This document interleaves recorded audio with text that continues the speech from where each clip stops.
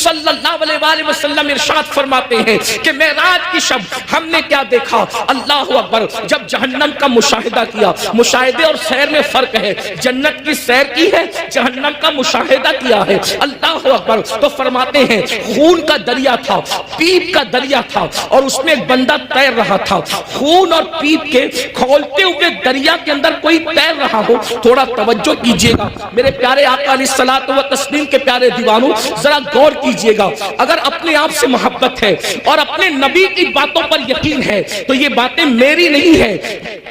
نبی کی ہے، یہ باتیں مصطفیٰ جان رحمت صلی اللہ علیہ وآلہ وسلم کی ہے۔ ذرا غور کرو، ماں اور بہنوں کی بھی توجہ چاہتا ہوں، یاد رکھنا کسی کی بھی بات میں شک کرو گے تو کوئی نقصان نہیں ہوگا، لیکن اپنے نبی کی بات میں شک کرو گے تو ایمان بھی ہاتھ سے جا سکتا ہے۔ یہ تمہارے اور میرے نبی نے فرمایا، شب معراج جہنم کا مشاہدہ ہو رہا ہے، خون کا دریا ہے، پیپ کا دریا ہے، اور وہ کھولتا کھولتا خون ہے، کھولتا کھولتا پیپ ہے، اس میں ایک بندہ ڈبکیاں لے رہا ہے، ایک بندہ تیر رہا ہے، جیسے ہی وہ منہ باہر نکالتا ہے، جیسے ہی وہ سر باہر نکالتا ہے، اس کے منہ میں پتھر ڈالے جاتے ہیں، جہنم کی آگ کے بنے ہوئے پتھر